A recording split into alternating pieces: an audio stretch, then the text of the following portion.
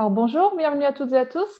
Je suis Margot Bernard de Indura. J'anime la communauté e-risque qui vous propose donc assez régulièrement des webinaires sur des thématiques particulières. Aujourd'hui, on est ensemble avec INRAE et EECL qui ont bien voulu participer à ce webinaire sur l'érosion interne et externe des digues et barrages en remblai. Et on est ensemble jusqu'à 12 heures environ. Alors, juste en deux mots, donc e-risque, c'est une communauté collaborative qui a pour but donc d'émuler, de faire de l'émulation d'idées et de l'avancement collectif sur des thématiques structurantes autour donc des risques naturels. Alors, e-risque a décidé donc de lancer une chaîne de connaissances via les web e-risques, donc qui a pour vocation de porter à la connaissance du plus grand nombre les méthodes, outils, concepts, approches et expériences capitalisées dans les laboratoires et entreprises. Voilà, donc, c'est une communauté ouverte que chacun d'entre vous peut rejoindre. Pour le webinaire aujourd'hui, donc on est avec Stéphane Bonelli de INRAE et Eric Vincent de l'École centrale de Lyon. Stéphane, je te laisse te présenter en deux mots. Oui, bonjour. Je suis Stéphane Bonelli, je suis directeur de recherche à INRAE Aix-en-Provence. Je suis mécanicien et ça fait 30 ans que je fais de la mécanique, c'est-à-dire la géomécanique et de la mécanique des fluides sur les digues et les barrages. Et ça fait 20 ans que je travaille sur les phénomènes d'érosion en modélisation numérique, expérience de laboratoire et expérience de terrain. Voilà. Merci. Eric? Bonjour, donc Éric Vincent, professeur des universités à l'École centrale de Lyon. Donc moi, je travaille aussi sur le problème de géotechnique, sur des applications un peu plus vastes que les digues et les barrages. Je suis plutôt un modélisateur théorique et numérique en lien avec ce sujet. Et effectivement, je ne suis pas expérimentateur. Voilà. Merci, Eric. Alors, juste pour vous rappeler les règles avant de commencer le webinaire.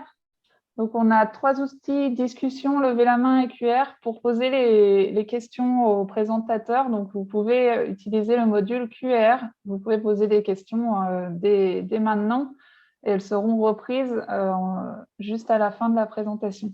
Vous pouvez aussi lever la main, ce qui me permettra de vous donner la parole et d'avoir des échanges un peu plus interactifs. Voilà, et je m'arrête là pour la petite introduction et je te passe la main, Stéphane. Allez.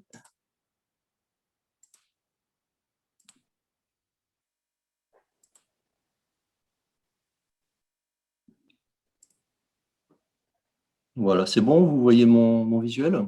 Oui, c'est bon. Ok. Bon, aujourd'hui, on va donc parler d'érosion et notamment d'érosion en ce qui concerne les digues et les barrages en terre. Alors, quand on parle d'érosion sur les digues et les barrages en terre, on considère deux phénomènes d'érosion, les phénomènes d'érosion interne et les phénomènes d'érosion externe. Alors, quand on parle d'érosion interne, on considère maintenant qu'on a 4 processus principaux qui ont été proposés par Jean-Jacques Fry et Robin Fell dans le cadre du groupe international sur l'érosion interne du Club européen de la Commission internationale des grands barrages. Ils ont proposé ces 4 mécanismes en 2005. Alors, le premier mécanisme, c'est l'érosion régressive qui se développe dans une couche de matériaux de type sableux, souvent dans la fondation. Vous avez ce phénomène en haut à gauche et qui crée un conduit qui régresse vers l'amont jusqu'à ce que se forme un conduit qui relie l'amont et l'aval. Le deuxième mécanisme, c'est l'érosion de conduit. Là, on a un conduit préexistant dans lequel s'écoule l'eau avec une vitesse importante. Le premier mécanisme, c'est un écoulement laminaire. Le deuxième, l'érosion de conduit, c'est un écoulement turbulent avec des vitesses de plusieurs mètres par seconde. Un conduit se crée, s'agrandit, et ces deux mécanismes sont susceptibles de conduire directement à la rupture par brèche. C'est pour ça qu'ils sont entourés en rouge. Le troisième s'appelle la suffusion. Il se produit à l'intérieur du sol et c'est une érosion sélective des petits grains de la partie fine de la granulométrie.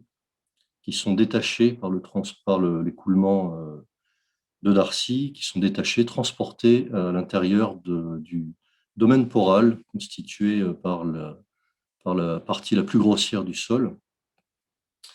Et le quatrième mécanisme, c'est l'érosion de contact qui se produit au contact entre deux sols, l'un à granulométrie importante. Ici, c'est celui qui est en ocre jaune sur le dessin, et l'autre, le sol au-dessus, est un sol fin, typiquement du sable fin, du limon. Et l'écoulement qui est dans le sol grossier érode le sol fin et transporte les particules à l'intérieur du domaine poral du sol grossier. Alors, ces deux mécanismes ne conduisent pas directement à la brèche, il y a un enchaînement de mécanismes derrière. Et ces deux-là sont concernés, puisque l'écoulement est à l'intérieur du sol, par les phénomènes de filtration, dont va vous parler Eric dans l'exposé qu'il fera juste après le mien. Voilà pour l'érosion interne. Alors, l'érosion externe, aujourd'hui, on considère qu'on a 5 processus principaux, et c'est le résultat d'un groupe de travail du Comité français des barrages réservoirs qui travaille sur cette question. Le premier processus, c'est la surverse. C'est un écoulement à surface libre, sur forte pente, un écoulement aéré, turbulent, supercritique et sur un fond à rugosité de forme. Donc, c'est le phénomène qui est illustré en haut à gauche. Le deuxième mécanisme, c'est l'érosion longitudinale, qui se produit côté cours d'eau, mais qui peut se produire aussi en talus aval si on a un contre-canal ou si on a déjà des venues d'eau du côté talus aval. Là, c'est un écoulement à surface libre, mais sur faible pente. En général, il n'est pas aéré, il peut être turbulent. Il est en général sous-critique. Et la chose importante, c'est que dans ce cas-là, il faut considérer les écoulements secondaires qui peuvent avoir lieu, notamment dans les courbes. Le troisième mécanisme est un groupement de phénomènes d'érosion qui concerne le dispositif d'évacuation des crues. Donc, il faut considérer l'érosion par débordement du coursier, les affouillements dans le bassin de dissipation et les affouillements par courant de retour qui peuvent provoquer une érosion agressive en pied de talus aval. Ces 3 mécanismes sont susceptibles de conduire directement à la rupture par brèche. Le quatrième concerne tous les phénomènes de bâtillage, c'est l'état de surface du plan d'eau, la houle provoquée par le vent ou la navigation notamment. Et le cinquième et dernier mécanisme principal, c'est le franchissement de vagues par-dessus la crête, avec des paquets de vagues qui viennent impacter le pied de talus aval. Alors, ces deux derniers, l'accidentologie montre qu'ils ne conduisent pas à des ruptures par brèche. Ça, c'est dû au fait que ce sont des mécanismes lents qui autorisent l'intervention, notamment par rapport aux durées des événements hydrologiques. Voilà pour les processus physiques. Alors, quelques statistiques. Au niveau mondial, pour les grands barrages en remblai, c'est-à-dire les barrages dont la hauteur est supérieure à 15 mètres, l'analyse des statistiques récentes, c'est-à-dire celles qui se trouvent dans le bulletin de la Commission internationale des grands barrages, qui a consisté à actualiser le bulletin 99, et ce sont des chiffres de 2019, montrent que l'érosion par surverse est responsable, elle est en bleu ici, elle est responsable de 40% des ruptures en moyenne au niveau mondial. L'érosion interne est responsable de 42% des ruptures, et le reste, ce sont des ruptures de type structurel, c'est-à-dire des glissements notamment. En ce qui concerne les digues fluviales de protection, au niveau mondial, là, les statistiques sont issues de la thèse de Danka, qui a été dirigée par Li Mingzhang. La surverse est responsable de 69% des ruptures, l'érosion interne 14%, et le reste sont des ruptures structurelles ou d'autres origines. Alors, en ce qui concerne les digues, ces moyennes sont quand même associées à des fluctuations importantes. Ça dépend beaucoup des pays, et voire des régions. Alors, pour illustrer ça, on peut regarder les chiffres qui concernent les digues de Camargue. Ça a été un travail qui a été fait par le CIMADREM, par Thibaut Mallet, qui a exposé ça au Congrès DIG 2019. Et sur les digues de Camargue, depuis un peu plus d'un siècle, c'est l'érosion interne qui est responsable de l'essentiel des ruptures, 67%, et la surverse, 33%. Alors, il y a une constante sur tous ces chiffres, c'est que l'érosion représente plus de 80% des causes de rupture. Alors, c'est associé à une autre observation, c'est que l'érosion est quand même assez peu enseignée actuellement dans les formations initiales ou continues, que ce soit en hydraulique ou en géotechnique. Alors, regardons un peu en détail comment on considère une érosion interne. Ici, on est sur une méthodologie qui a initialement été développée pour les barrages, qui a été développée dans le cadre du projet ERINO. Ça fait l'objet d'un guide qui est à paraître. Et c'est la méthodologie qui est proposée dans les recommandations que sont en train de finaliser les participants du groupe de travail du Comité français des barrages réservoirs. L'analyse commence par regarder les barrières. Alors, on a les barrières passives, qui sont la résistance au cisaillement, la résistance à l'érosion, l'étanchéité, le drainage et la filtration. Et les barrières actives, qui sont la surveillance visuelle, l'analyse des mesures d'auscultation, la maintenance, dont la maintenance préventive, et l'intervention. L'analyse de ces barrières conduit à faire une analyse fonctionnelle. Le deuxième volet concerne l'historique de l'ouvrage, c'est-à-dire la résistance aux épreuves passées, le suivi d'auscultation et de surveillance, la prise en compte des cinétiques d'érosion, du vieillissement et des chargements extrêmes qui ont été subis par l'ouvrage. Ça, c'est une analyse comportementale. Alors, en premier niveau, en niveau 1, c'est un pré-diagnostic global assez rapide. Et quand c'est un niveau 2, là, on fait une analyse un peu détaillée pour tous les chemins d'érosion qu'on peut détecter. C'est ce qu'on fait en général dans les analyses de risque et les études de danger. On a enfin une analyse de niveau 3, où là, on fait des investigations complémentaires, des reconnaissances, des investigations in situ, des essais laboratoires, des simulations numériques et des essais en vraie grandeur. Donc, les deux volets complémentaires, c'est l'analyse expérimentale et l'analyse numérique. Et ça correspond à une analyse de niveau 3, c'est-à-dire des études approfondies. Alors, le message essentiel de mon exposé ce matin, c'est que les essais de laboratoire sont capitaux. Ce sont des données d'entrée pour tous les niveaux d'analyse, c'est-à-dire aussi bien les caractérisations physiques, et notamment la granulométrie, y compris la sédimentométrie. On a besoin d'avoir la fraction d'argile inférieure à 2 microns. On a aussi besoin d'avoir au moins la densité et la teneur en eau. Et puis, les essais laboratoires, c'est indispensable, des essais de mécanique, de résistance au cisaillement, des essais de perméabilité et puis, bien sûr, des essais d'érosion. Voilà. Alors, pour avoir une idée de ce qu'on appelle l'essai de laboratoire, je vais vous parler de l'essai opérationnel qui est actuellement le plus déployé, qui s'appelle le All Erosion Test, le HET. C'est un essai qui a été initialement proposé par Van Eiffel dans les années 2000. La normalisation est en cours, une norme ISO. Il est déployé dans plusieurs pays et en France, INRAE, Geophys-Consult et Sol Solutions le réalisent.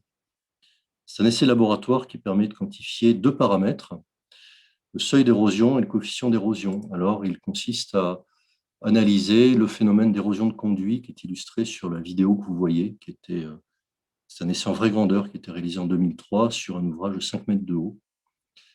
Donc, on considère la sortie de cet essai, c'est la vitesse d'évolution du rayon en fonction du temps, illustrée en haut à gauche, et en abscisse, la contrainte hydraulique.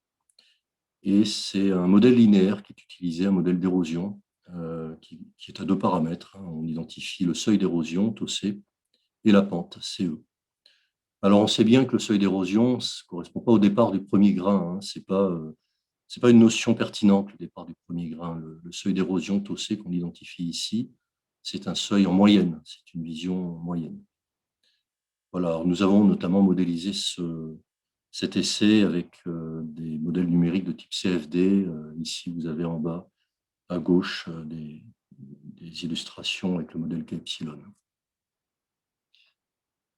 Alors, l'un des premiers résultats, c'est l'importance de la contrainte critique d'érosion. Pour savoir s'il y aura érosion, il faut connaître cette contrainte critique. Alors, vous avez ici un graphique obtenu à partir des équations de Navier-Stokes moyennées. En abscisse, le débit.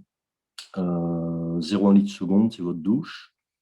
100 litres seconde, c'est un peu le maximum de ce qu'on peut observer in situ en surveillance, c'est déjà important. Et ça couvre à la fois des diamètres qui vont de 10 mm à 100 mm. Ce sont des diamètres qui correspondent en gros aux terriers d'animaux, aux racines d'arbres. Et puis ça couvre également des valeurs de contrainte hydraulique qui sont comprises entre 10 pascal et 100 pascal. Ce sont les ordres de grandeur. Alors, on constate que les ordres de grandeur de contrainte critique sont à peu près les mêmes, entre 10 et 100 pascal pour les sols, d'où l'importance de bien connaître la contrainte critique pour savoir si on aura érosion ou pas. Le deuxième paramètre important, c'est le coefficient d'érosion. Alors lui, il pilote le temps de rupture. Donc on voit sur ce graphique qui représente en abscisse le logarithme du coefficient d'érosion, qu'on appelle l'indice d'érosion, où les valeurs constatées en pratique couvrent entre 2 et 3,5, et en ordonnée le temps de rupture. Et on constate que pour ces indices d'érosion, on a des temps de rupture qui vont de quelques dizaines de minutes, c'est ce qui a été constaté sur la vidéo que je viens de vous montrer, où l'indice d'érosion était de 2 sur un ouvrage hauteur 5 mètres. Donc on va de quelques dizaines de minutes à quelques heures. Et quelques heures, ça correspond à la rupture du barrage de Tétone, avec un indice d'érosion de 3 et une hauteur de l'ordre de 100 mètres. Donc la hauteur n'est pas le paramètre essentiel. Le paramètre principal, c'est le coefficient d'érosion, donc il est capital de le connaître. Voilà, alors en ce qui concerne l'érosion externe, le premier paramètre, c'est la contrainte critique également. Alors pour un sol granulaire non cohésif, à granulométrie uniforme, les courbes de Schiltz donnent les ordres de grandeur. Alors ici, vous avez la courbe qui figure dans l'ouvrage de Pierre-Yves Julien, deuxième édition 2010. Courbe dimensionnelle, en abscisse, on a le diamètre moyen des grains et en ordonnée, la contrainte critique. Et on voit que pour un diamètre qui va de 1 mm à 1000 mm, donc on est proche des enrochements, là, on couvre presque 3 ordres de grandeur de contrainte critique, inférieure à 1 pascal jusqu'à un peu plus de 100 pascal. Dès qu'on a une granulométrie étalée, c'est-à-dire du sable fin, du sable grossier, des graviers, la question est ouverte. Là, on ne sait plus trop. Il y a des recherches en cours sur cette question. Mais sur nos ouvrages, on a tout type de sol, que ce soit dans le corps de l'ouvrage ou dans la fondation, et notamment des sols cohésifs à granulométrie quelconque. Là, on n'a pas de courbe universelle, pas de constante universelle, pas de formule. Donc, on a besoin d'essais de laboratoire ou d'essais in situ. Et on sait notamment que la contrainte critique est fortement influencée par le type d'argile, par la fraction d'argile, inférieure à 2 microns, par la compacité et par la teneur en eau. Alors, ce n'est pas fini, on a également des protections de surface sur nos ouvrages, sur les talus.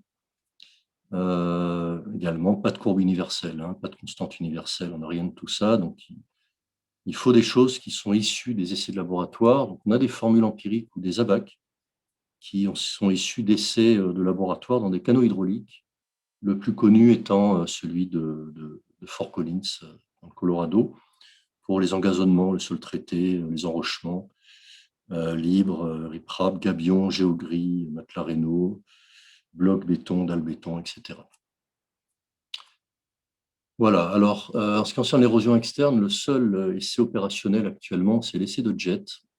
C'est un essai d'érosion externe au laboratoire ou sur le terrain qui a été proposé par Hanson et Temple dans les années 99-2000. Il est normalisé, il est déployé aux USA et en France par INRAE et Geoffrey Consult. Il quantifie 2 paramètres, toujours les mêmes, le seuil d'érosion, le coefficient d'érosion.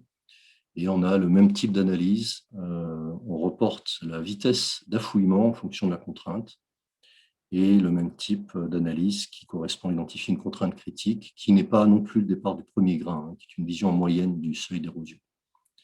Alors, c'est un essai qui a été modélisé, soit par CFD, soit par modélisation DEM-LBM.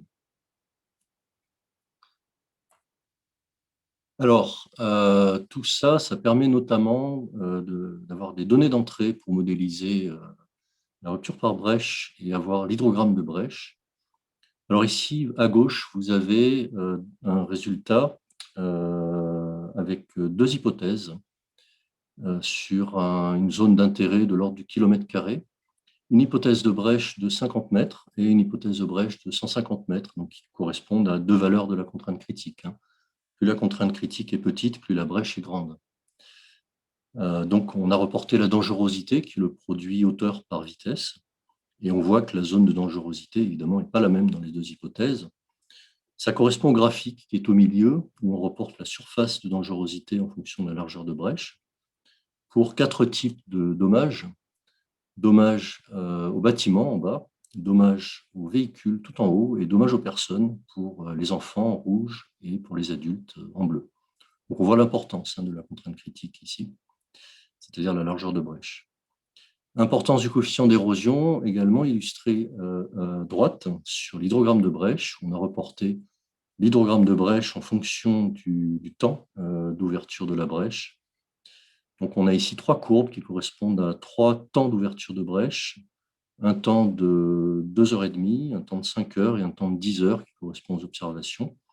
Alors, plus le coefficient d'érosion est grand, plus l'érosion est rapide et donc plus le temps d'ouverture de brèche est petit. Voilà, alors quelques idées des verrous. 3 types de verrous. Un premier verrou qui est culturel, à notre échelle, c'est-à-dire à l'échelle des infrastructures critiques, du tronçon de digue ou du barrage, l'érosion, ça correspond au détachement.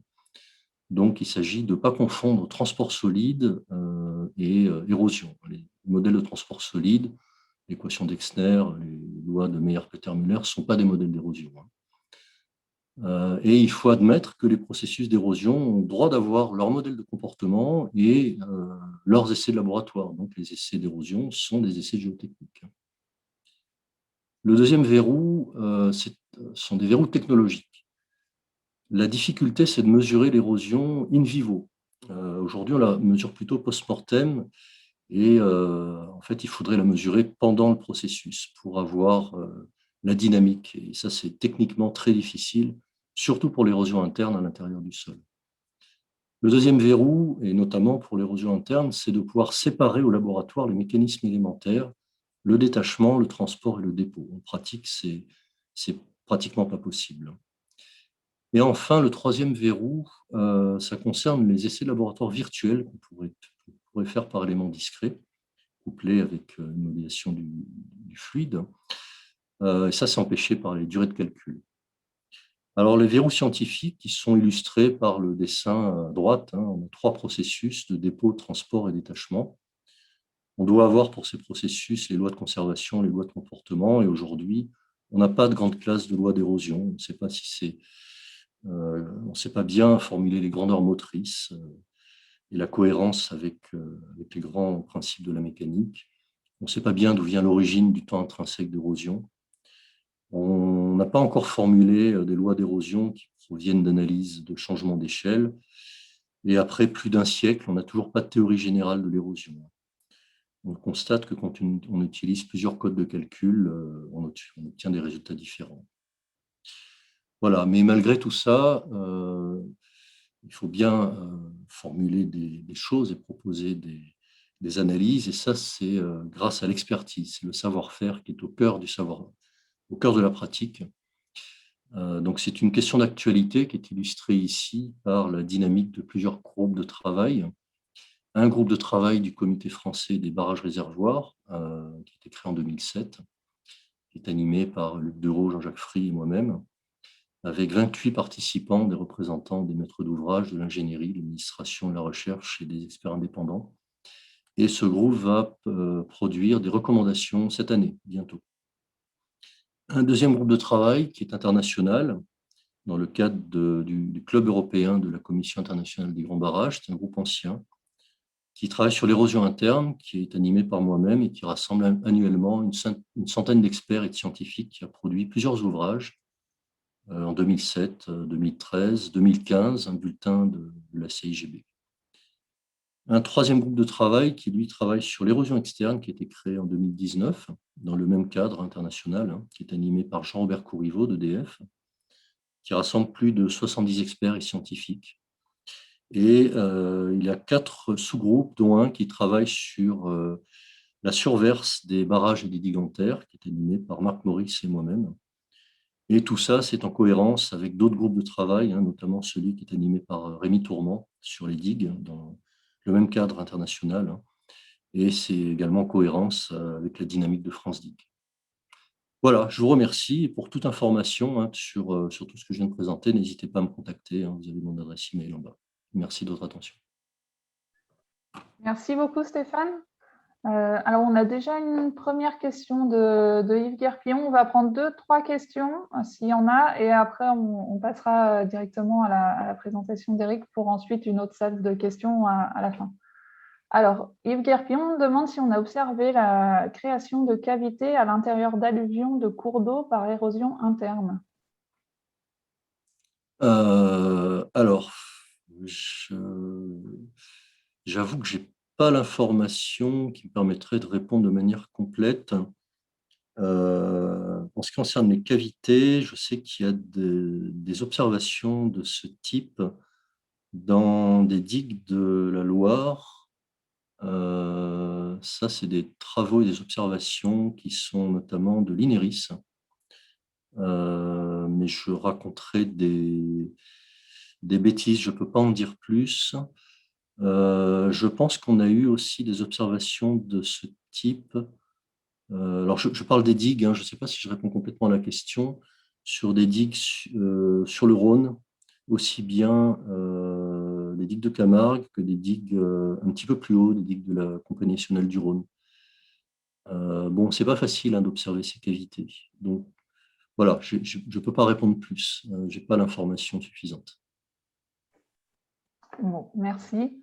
Alors, j'ai Frédéric Darboux qui complète et qui dit qu'on peut aussi en trouver sur les sols de versants, piping. Alors, peut-être que la question était relative au sol naturel. Alors, il y a tout un pan de l'activité scientifique et des publications qui concernent l'érosion interne dans les sols naturels, effectivement. Ça, c'est quelque chose que je connais mal.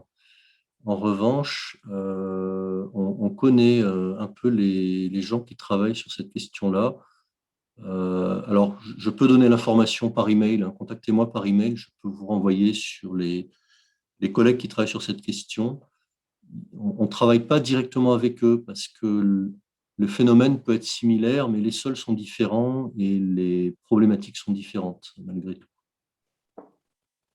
Ok, merci. Alors, je n'ai pas de questions écrites. De toute façon, on va passer à la présentation d'Éric Vincent et puis on reprendra ensuite les questions qui peuvent arriver entre-temps.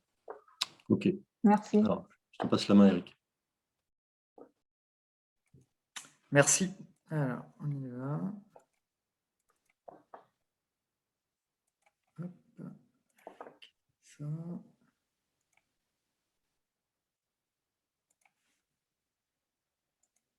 Voilà. Donc, moi, je vais vous parler de moyens pour essayer de corriger ces processus d'érosion, de les anticiper en mettant justement ce que Stéphane a nommé comme étant des barrières passives.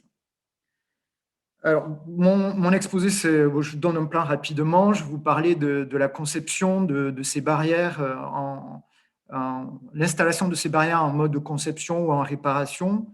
On va parler des enjeux et puis de la manière dont ces barrières jouent et s'activent.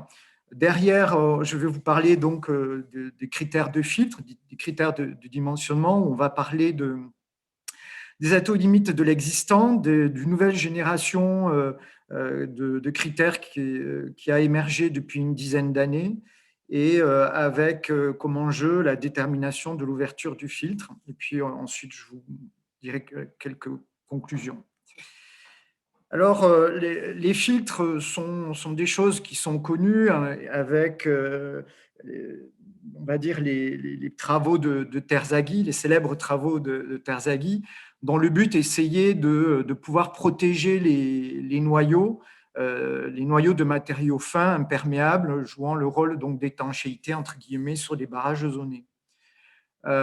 Ces barrages en terre où l'eau évidemment circule dans la porosité entre les grains entraînaient la possibilité, lorsque le niveau du réservoir monte, à ce que des particules du noyau puissent être arrachées et puissent circuler vers la recharge aval. De la même manière, lorsque on vidange le réservoir, dans l'autre sens, des écoulements peuvent apparaître, amenant une érosion aussi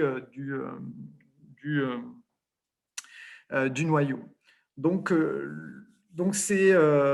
cette situation est très particulière puisque les filtres sont installés lors de la phase de conception et de réalisation de l'ouvrage. Et pour des problèmes de maintien mécanique de l'ouvrage, les matériaux sont en général déversés évidemment, mais surtout compactés fortement pour obtenir des densités permettant de lutter contre notamment le phénomène de liquéfaction. Donc, le critère de dimensionnement de ces digues, c'est qu'il faut que, de ces filtres, c'est qu'ils soient suffisamment fins. Ce sont des matériaux granulaires en général, qui ont d'abord été utilisés, ensuite des géogrilles, mais d'abord des filtres granulaires naturels. Il faut que la granulométrie soit suffisamment fine pour évidemment pouvoir retenir les fines du noyau. Mais si on ne veut pas avoir des problèmes de génération de surpression interstitielle des claquages hydrauliques, il faut malgré tout que la granulométrie soit suffisamment grossière pour pouvoir permettre malgré tout un certain écoulement. Les filtres vont aussi se retrouver en réparation pour les digues lorsque justement ces phénomènes d'érosion interne ont pu être observés, soit par l'apparition de conduits avec une résurgence, soit des mesures de perméabilité anormales au sein de la digue. On peut installer des filtres à l'aval, à l'aval de la digue, dont le but sera de bloquer la migration des particules de la digue avec toujours les mêmes contraintes. Il faut que le fil soit suffisamment fin, mais aussi suffisamment grossier pour ne pas avoir de claquage hydraulique. Alors ici, il y a quelque chose qui est un peu différent et qui va montrer que finalement les travaux précédents de Terzaghi ne sont pas adaptés ici.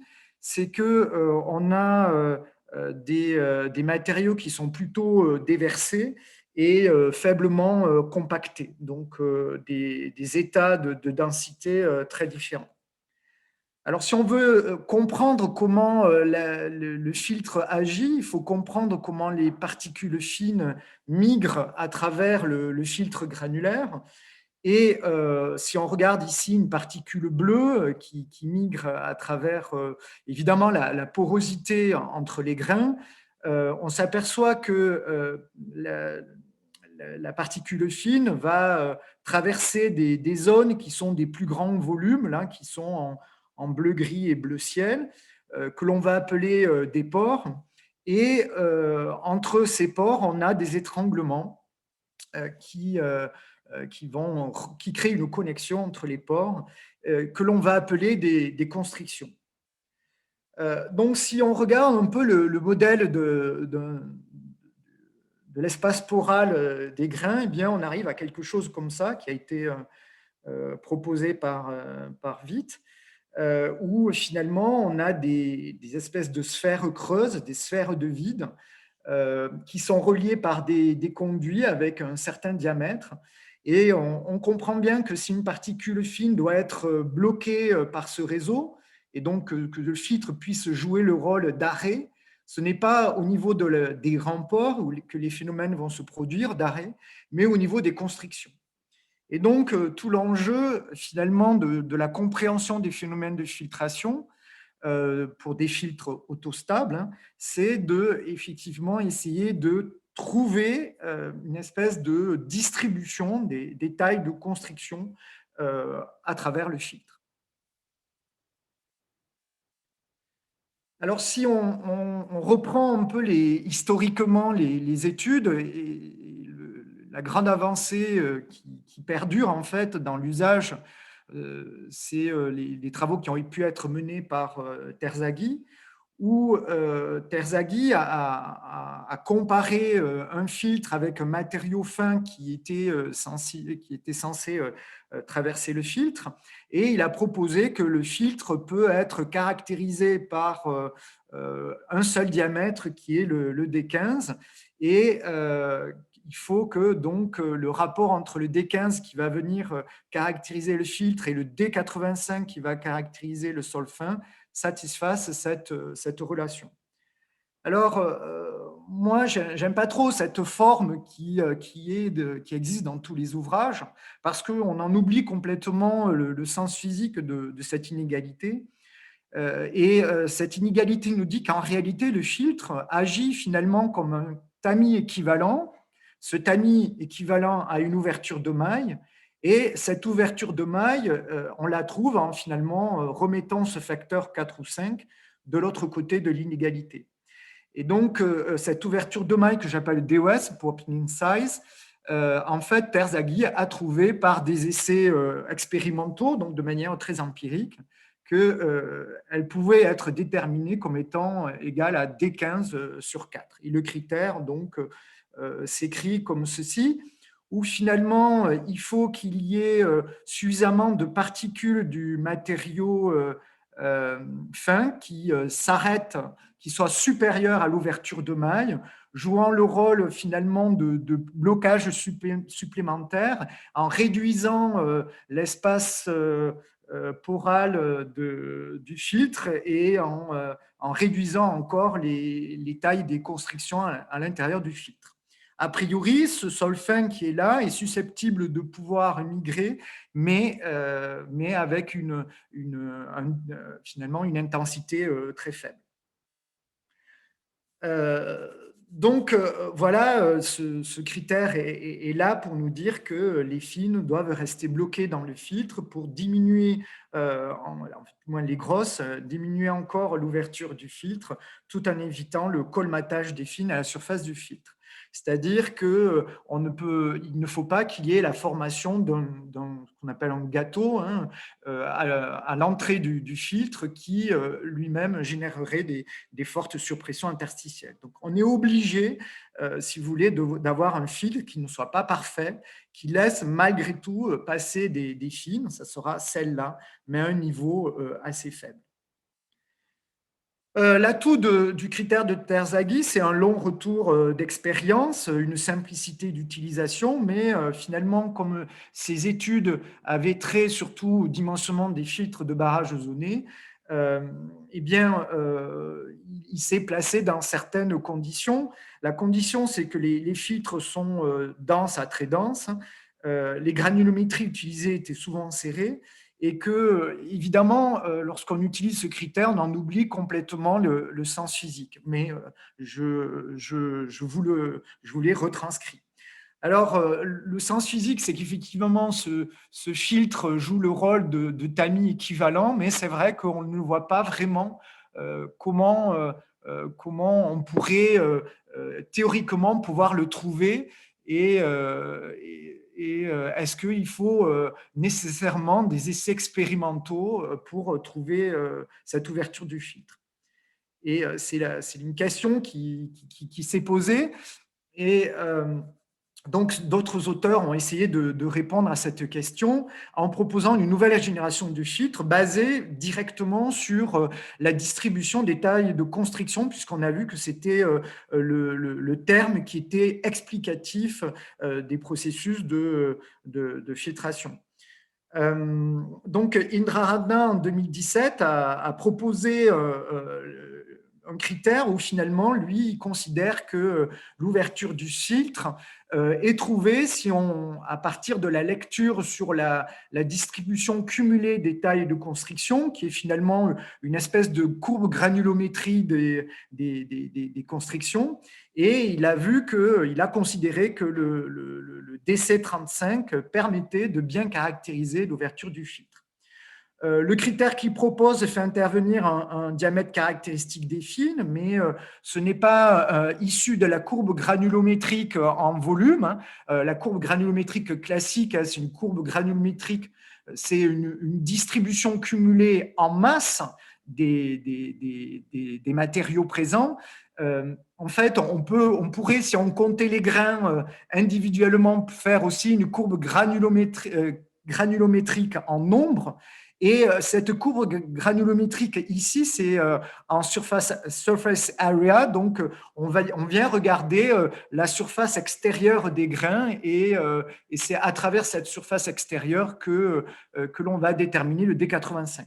Alors, il existe des relations très, très simples qui permettent de passer d'une courbe granulométrique en volume pour aller en aire latérale et ensuite pour aller en nombre. Alors, l'atout de sa proposition, c'est qu'il a proposé une formule analytique pour trouver la valeur de ce DOS à travers la CSD, qui dépend non seulement de la granulométrie, mais aussi de la densité. Et là, on voit tout l'intérêt en phase de réparation ici, on aura donc un critère qui sera valable non seulement pour des matériaux denses, mais aussi pour des matériaux lâches. Alors, cette proposition a aussi ses limites, c'est que la formule, par un retour d'expérience, on a pu voir que la formule qui permet de déterminer cette ouverture du filtre était imprécise et que lui non plus, il l'a postulé, il l'a proposé sans donner de justification physique. Alors, on a essayé de faire des travaux pour trouver une réponse à tout cela. Et en collaboration avec la Compagnie nationale du Rhône, on a fait des études théoriques, mais finalement, c'est des études théoriques qui se basent sur des expériences numériques. C'est-à-dire que dans un monde numérique, on va reconstituer un échantillon ici par une approche qui est dite approche aux éléments discrets ou DEM. Et le fait qu'on reconstitue un monde numérique permet d'écrire des équations qui va permettre de caractériser l'espace des vides. Alors ici, d'échantillons, ici, souvent, bien les sphères sont des modèles élémentaires pour les matériaux, mais évidemment, l'extrapolation des résultats ne pourra être adaptée que pour des matériaux qui sont réels, mais qui sont de forme relativement sphérique. Alors voilà une distribution, elle n'est pas cumulée ici, c'est vraiment la distribution de taille de construction pour un matériau continu avec un coefficient d'uniformité 6 et lâche. Cette distribution, très classiquement, est d'une forme log normale avec l'apparition d'un seul mode ici. Donc ça, c'est pour des granulométries continues. Lorsqu'on a des granulométries qui sont discontinues, on a deux cas. On a deux cas où finalement la phase fine est en nombre suffisante, donc en masse suffisante pour l'emporter sur la phase grossière et on n'aura qu'un mode. Mais lorsque la phase grossière est suffisamment importante, on pourra voir apparaître des distributions à deux modes, où le mode le plus bas correspond à des constructions construites avec que des particules fines, alors que le mode qui est au-dessus, le mode supérieur, fera apparaître au moins dans la construction de la constriction, au moins une particule grosse. Alors le mode, il faut se rappeler ce que c'est une taille de constriction qui est très représentée dans le milieu. Alors, à partir de cette constatation, on s'est dit, tiens, ça serait bien de pouvoir retrouver cette CSD qui a été obtenue numériquement par des modèles analytiques, et c'est exactement ce que Indra Rana a proposé. Et on a repris la méthode de Indra Ratna qui dit que finalement, les constrictions dans un milieu granulaire c'est quelque chose de très complexe, mais on peut simplifier les choses. La manière dont une constriction est créée, en considérant que deux états géométriques, hein, donc ça n'a aucun sens physique au sens mécanique du terme, hein, mais que deux types de constrictions peuvent exister dans le milieu. L'une fait à travers trois particules qui sont en contact mutuel, ce qu'on appelle un état géométrique dense, et un autre état possible avec une autre configuration qui est appelée configuration lâche, où on a 4 particules en contact. Alors, on va dire que la distribution réelle fait apparaître une combinaison entre ces deux modes où, dans l'état lâche, bien, elles sont de toute façon toujours coexistantes, mais celle-là l'emportera. Et dans un état mécanique dense, c'est plutôt celle-là qui l'emportera. Alors, évidemment, comme on a une granulométrie, on a une distribution. Une distribution, c'est une probabilité d'occurrence d'un certain diamètre. Et donc, on pourra avoir une probabilité d'occurrence de ce diamètre-là, dans cette configuration-là, et de ce diamètre-là, qui vient approximer cette constriction créée dans l'état lâche.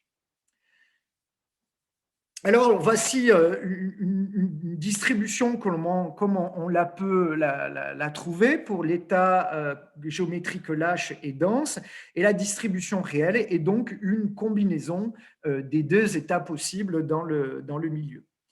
Alors, ces modèles analytiques qui sont un peu touchus, donc je ne préfère pas donner la formule, ont été corrigés et validés sur des échantillons de DEM. Et ils prennent en compte la granulométrie en surface des grains et non en volume. Donc, c'est exactement ce que je vous ai dit tout à l'heure. Ce qui fait sens dans les constrictions et dans le transport, c'est beaucoup plus une granulométrie en surface latérale des grains qu'une granulométrie en volume. Donc ça marche. On a pu montrer que ce modèle était juste, quelles que soient les densités lâches et les densités des états lâches ou des états denses. Et donc, on est complètement capable, donc, à partir d'une granulométrie de matériaux réels, de reconstruire analytiquement la CSD. Donc, cette étape, elle s'est faite à travers un travail de thèse en 2010. Et puis a été poursuivi plus récemment. Alors, lorsqu'on a la CSD, bien maintenant, on a donc accès à toutes les informations qui intéressent la CSD. Et notamment, quelque chose qui va nous intéresser, c'est une formulation analytique pour le mode supérieur de la CSD. Alors pourquoi ? Parce que finalement, si ces tailles de constriction sont fortement représentées dans le milieu, c'est bien parce qu'ils représentent une espèce d'ouverture, une espèce de canal. Si ces tailles de constriction sont sur un même chemin de filtration, eh bien les particules susceptibles de migrer vont pouvoir aller très très loin. Donc, on a proposé des formulations analytiques pour ce mode supérieur, validées sur des essais DEM et aussi sur des expériences de la littérature. Alors, je vous montre ces formules-là, mais j'aime pas trop parce que finalement, on a oublié le sens physique des choses. En tout cas, c'est un travail qui peut être trouvé dans une publication, celle de Seblani en 2021, où si la CSD a un seul mode, alors l'ouverture du filtre peut être trouvée par cette formule, 0,266 fois le D50 sur R latéral des grains. Alors, ce D66, ce n'est pas un coefficient qui est magique, hein, il apparaît directement de l'équation analytique de la CSD. Hein. Ce n'est pas du tout un artifice. Le seul choix qui a été mené pour trouver cette relation, c'est de dire quel était finalement dans l'ensemble de CSD et donc dans l'ensemble de la courbe granulométrique du filtre, quel était le grain qui pourrait permettre, la taille du grain qui pourrait permettre de trouver cette ouverture du filtre. Et le grain le plus naturel, c'était de trouver le D50. Alors, si la CSD a deux modes, par contre, on est obligé de prendre un grain caractéristique qui soit légèrement supérieur et qui tient compte du fait que dans ce cas-là, la fraction grossière doit avoir un poids supérieur.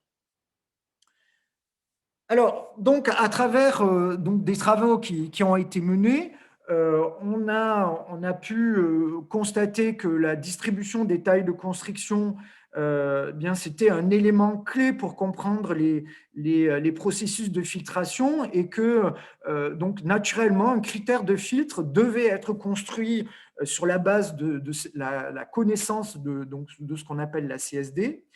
On a, dans la suite de travaux d'Hydrana, proposé des formulations analytiques pour la CSD, d'une part, qui sont valables quelle que soit la granulométrie du filtre, qu'il soit continu ou discontinu, et quelle que soit la densité, que ce soit un matériau lâche ou dense. À partir de là, donc, on a proposé on a tiré de cette formulation analytique un moyen, enfin un modèle pour déterminer l'ouverture du filtre. Et puis au passage, puisqu'on on a pu caractériser un peu l'espace des vides en termes de construction, on est capable aussi de proposer des formules analytiques sur la base d'une même approche pour déterminer la taille du pore moyen. Alors évidemment, ces formules analytiques sont dérivées d'études sur des matériaux sphériques. Des essais expérimentaux ont permis de montrer que finalement ce qui est trouvé ici peut aussi être appliqué à des matériaux qui sont légèrement allongé, mais uniquement très légèrement. Par contre, absolument pas adapté pour étudier des matériaux lorsque les grains sont fortement allongés. Donc justement, un travail est en cours avec toujours la Compagnie nationale du Rhône pour voir comment ces formulations analytiques peuvent être corrigées pour tenir compte de l'allongement des particules, et notamment dans la vallée du Rhône, on a des matériaux qui sont plats du type galet. Et en ce cas-là, l'étude qui a été réalisée est absolument inadaptée pour traiter ce problème. Voilà, j'ai fini mon exposé. Merci, merci beaucoup, Eric. Alors, j'invite tout le monde à poser des questions, à lever la main. Voilà, comme ça, on pourra vous donner la parole. Je laisse quelques temps. Pendant ce temps, je vais vous afficher les prochains rendez-vous. Hop.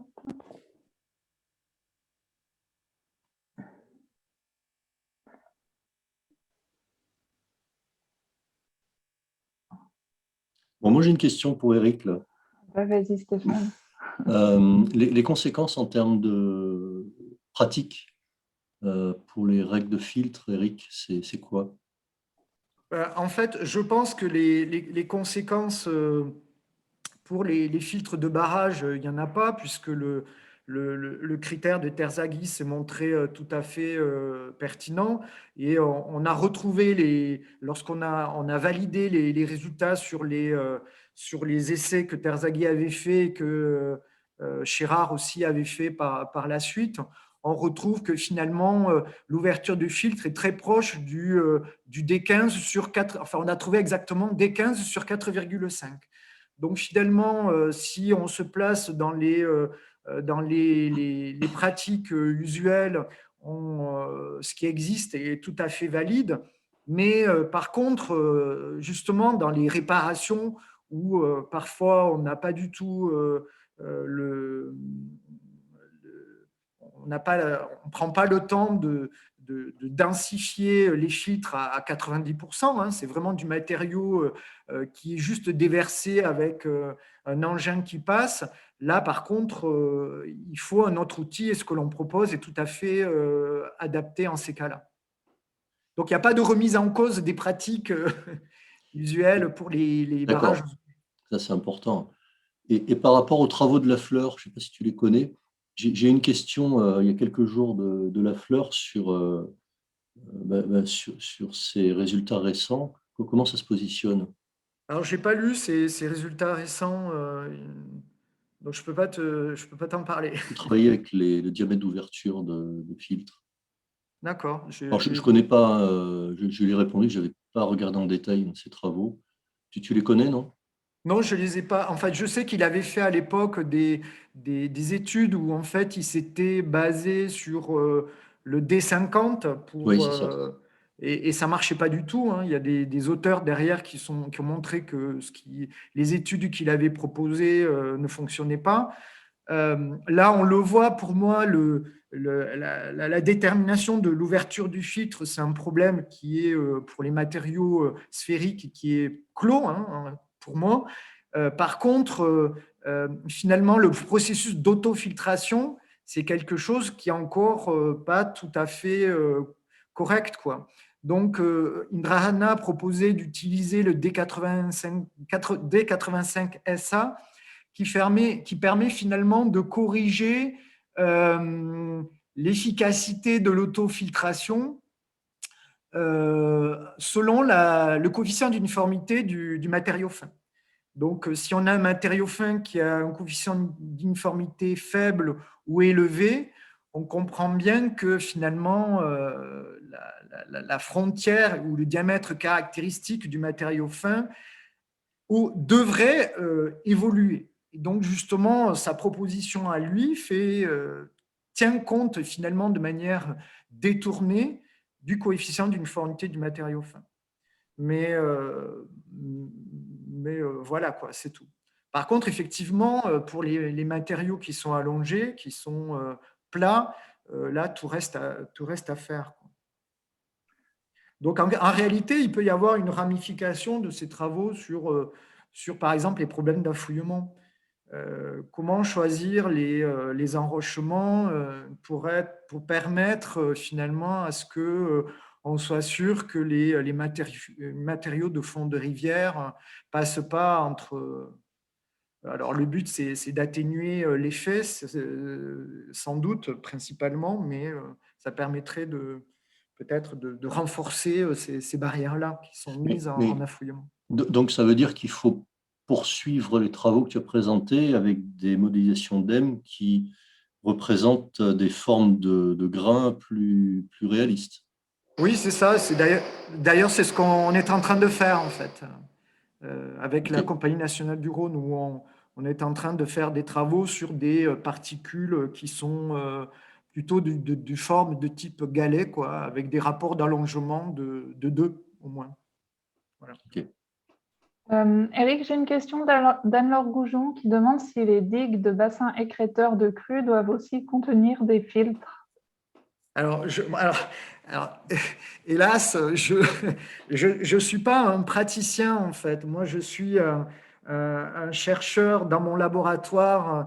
Et c'est vrai que mon lien avec la pratique, c'est essentiellement à travers la Compagnie nationale du Rhône.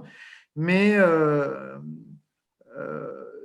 le problème, souvent, c'est que toutes ces digues qui ont été construites finalement au début du XXe siècle, on utilise toujours des matériaux locaux et elles sont, si les matériaux qui sont présents dans la digue ont une susceptibilité de connaître une suffusion, bon, c'est-à-dire finalement naturellement mal calibrés, la présence de filtres sera, mon sens, serait nécessaire pour la pérennité de l'ouvrage. Mais c'est selon finalement la granulométrie. En fait, il faudrait pouvoir tester est-ce que le matériau constitutif de la digue ou du sol de fondation est suffusif ou pas. S'il n'est pas suffusif, à mon avis, Stéphane, tu me corrigeras, mais je pense qu'il n'y a pas de problème. Le problème, c'est des matériaux suffusifs, quoi. Pouvant connaître une érosion régressive, quoi. Ouais, mais en règle générale, dès qu'on a deux types de matériaux à granulométrie différente, la pratique moderne, c'est de mettre une couche de transition qui est une couche de filtre. Ça c'est la règle. Okay. Donc, il n'y a pas que la suffusion, je dirais. De manière plus générale, il y a le contact entre un matériau à granulométrie fine et un matériau à granulométrie grossière. D'accord, merci. Je vais donner la parole à Félix Darp qui lève la main depuis tout à l'heure. Félix, il faut que tu ouvres ton micro et c'est bon. Bonjour Félix. Bonjour Félix. Bon, alors ça ça n'a pas l'air de fonctionner du côté de Félix. Je l'active. Ah si, c'est bon. Bon, bravo à tous les deux pour ces deux très beaux exposés. J'ai bien compris que côté recherche, en particulier à travers l'exposé d'Éric, le cas des matériaux à grains sphériques avait été traité assez loin en termes de conclusions et de résultats opérationnels. Mais bon, et Eric, d'ailleurs, tu nous as dit qu'avec des matériaux à grains sphériques, le problème était clos. Hein. Tu as utilisé cet adjectif, mais quand même, pour valider complètement le cas sphérique, il faudrait faire des expériences avec des expériences de laboratoire sur ce matériau, sur un matériau analogique composé de grains sphériques pour pleinement valider ces approches. Alors, où est-ce qu'on en est par rapport à une validation expérimentale, même sur matériaux analogiques? Bah, en fait, si tu veux, nous, ce que l'on s'est basé, c'est il y a plus d'une trentaine d'expériences de filtration qui ont été faites depuis Terzaghi, où finalement, ils ont testé des filtres, enfin, donc des matériaux réels, hein, de sable, des filtres granulaires, où où ils ont étudié la migration de particules fines. Donc, avec comme résultat, bien, le filtre est efficace ou le filtre est inefficace. Donc, ces essais de validation des critères de filtre ont eu lieu déjà et on s'est basé là-dessus. Donc, c'est en ce sens-là que je dis que le problème est clos, c'est pour les matériaux sphériques parce que finalement, des travaux antérieurs ont déjà été faits là-dessus. Et nous, le modèle que l'on a trouvé valide les travaux antérieurs et discrimine d'ailleurs parfois où, par exemple, le critère était le critère trouvait que le filtre était inefficace et le modèle, enfin, l'expérience n'était pas conforme aux critères. Et puis nous, Oui. on a trouvé qu'avec notre critère, ça fonctionnait, quoi. Donc, on a amélioré finalement l'existant, quoi.